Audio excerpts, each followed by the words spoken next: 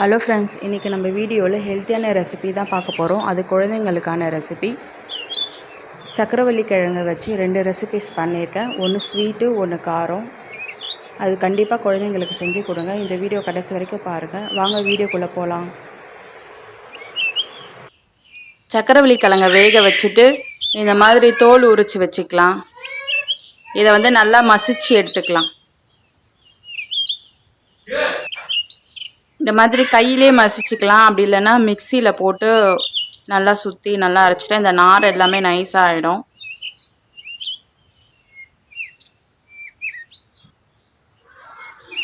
இந்த அளவுக்கு நல்லா பிசைஞ்சிக்கலாம். இப்போ நான் இந்த சக்கரவள்ளி கிழங்குல 2 ரெசிபி செய்ய போகிறேன். அதனால் இந்த 2 பாதியாக பிரிச்சுக்கலாம். ஒரு பாதி ஸ்வீட் பண்ண போகிறேன், இன்னொரு பாதி காரம் பண்ண போகிறேன்.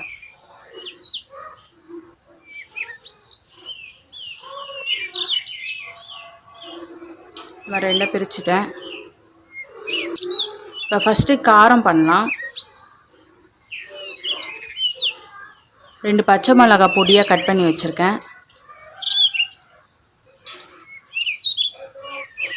ஒரு வெங்காயம் பொடியாக கட் பண்ணி வச்சுருக்கேன், அதையும் ஆட் பண்ணிக்கலாம். ஒரு கேரட் எடுத்து துருவி வச்சுருக்கேன், அதையும் ஆட் பண்ணிக்கலாம். மிளகாத்தூள் 1/4 ஸ்பூன் ஆட் பண்ணிக்கலாம். சீரகத்தூள் 1/4 ஸ்பூன். மிளகு கொஞ்சமாக போட்டுக்கலாம். கரம் மசாலா 1/4 ஸ்பூன். உப்பு தேவையான அளவு. அரிசி மாவு 2 ஸ்பூன்.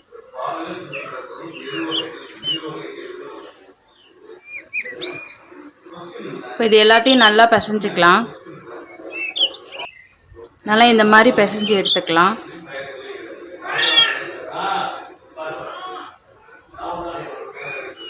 இதுலேருந்து குட்டி குட்டி பால்ஸாக ரவுண்டாக போட்டுக்கலாம். அந்த மாதிரி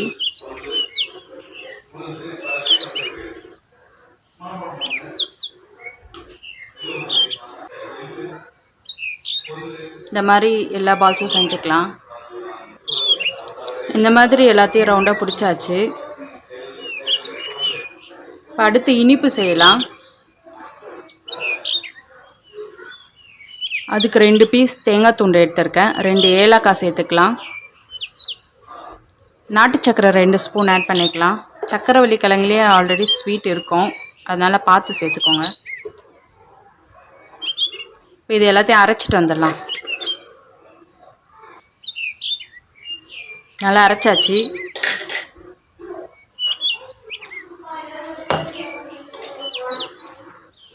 இதில் 2 ஸ்பூன் அரிசி மாவு ஆட் பண்ணிக்கலாம்.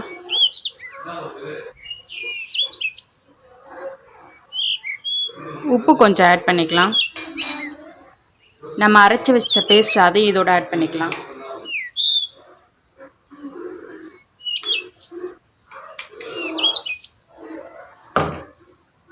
இப்போ இது எல்லாத்தையும் நல்லா கலந்துக்கலாம். நல்லா பிசைஞ்சாச்சு. இதையும் குட்டி குட்டி உருண்டையாக பிடிச்சிக்கலாம்.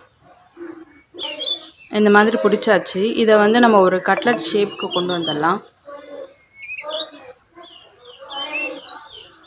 இந்த மாதிரி எல்லாமே செஞ்சுக்கலாம்.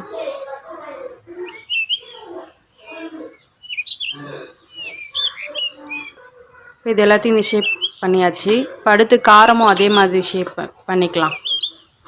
இதே மாதிரி எல்லாத்தையும் உருட்டிக்கலாம், பண்ணிக்கலாம். கட்லட் ஷேப் பண்ணிக்கலாம்.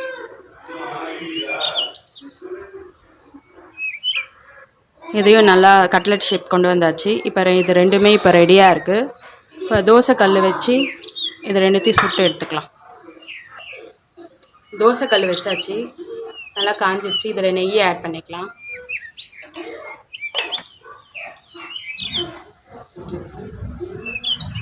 ஃபஸ்ட்டு ஸ்வீட் பண்ணோம்ல, அதை ஆட் பண்ணிக்கிறேன்.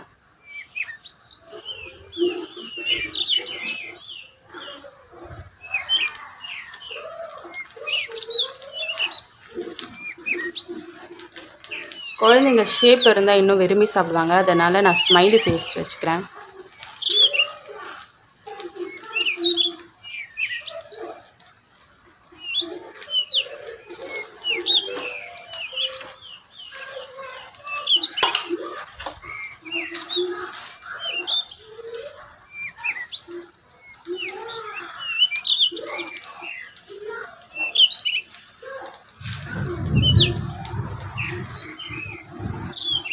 இது நீங்கள் ஸ்டோர் பண்ணி ஃப்ரிட்ஜில் வச்சிடலாம். பசங்க ஸ்கூல்லேருந்து ஈவினிங் வரும்போது நீங்கள் செஞ்சு கொடுக்கலாம். ஃப்ரெஷ்ஷாக நல்லாயிருக்கும், விரும்பி சாப்பிடுவாங்க. அது மட்டும் இல்லாமல் சக்கரவள்ளி கிழங்குல நிறைய சத்து இருக்குது. அதை கண்டிப்பாக குழந்தைங்களுக்கு வந்து கொடுக்கணும். நீங்கள் இந்த மாதிரி செஞ்சு கொடுத்தீங்கன்னா விரும்பி சாப்பிடுவாங்க.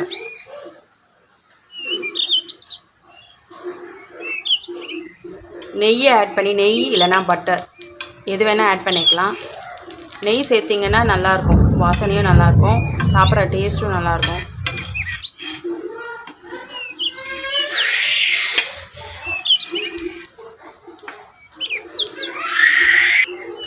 மீடியம் ஃப்ளேமில் வச்சு நல்லா திருப்பி எடுத்துக்கோங்க.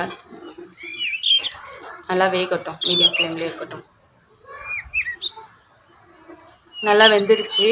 இதை நீங்கள் ஆயிலில் வேணாலும் பொரித்து எடுத்துக்கலாம், ஆனால் அவ்வளோ ஹெல்த்தி இருக்காது. இந்த மாதிரி செஞ்சு பாருங்கள், குழந்தைங்க விரும்பி சாப்பிடுவாங்க. இது மார்னிங் பிரேக்ஃபாஸ்ட்டாகவும் சாப்பிட்லாம், நைட்டு டின்னராகவும் கொடுக்கலாம் குழந்தைங்களுக்கு. இதை ஒரு பிளேட்டுக்கு ட்ரான்ஸ்ஃபர் பண்ணிடுறேன்.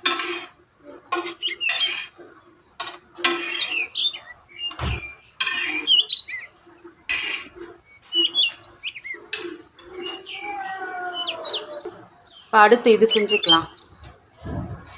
காரம் போட்டோம்ல, அது சுற்றி நெய்யை ஆட் பண்ணிக்கலாம்.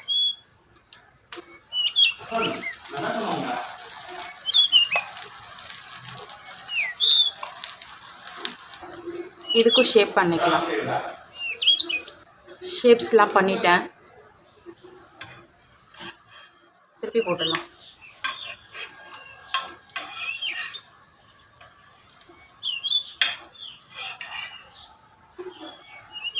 இது நல்லாயிருக்கும், கண்டிப்பாக உங்கள் குழந்தைங்களுக்கு செஞ்சு கொடுங்க.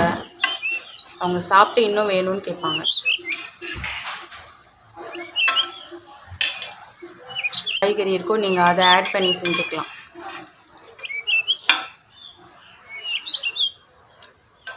ஒரு சில குழந்தைங்க சக்கரவள்ளி கிழங்க வேக வச்சு அப்படியே கொடுத்தா சாப்பிட மாட்டாங்க. அந்த மாதிரி சாப்பிடாத குழந்தைங்களுக்கு இந்த மாதிரி நீங்கள் செஞ்சு கொடுங்க, கண்டிப்பாக சாப்பிடுவாங்க. கட்லெட் நல்லா ரெடி ஆயிடுச்சு. இந்த வீடியோ உங்களுக்கு பிடிச்சிருந்தா மறக்காமல் லைக் பண்ணுங்கள், ஷேர் பண்ணுங்கள், கமெண்ட் பண்ணுங்கள், சப்ஸ்கிரைப் பண்ணுங்கள் ஃப்ரெண்ட்ஸ். பாய்.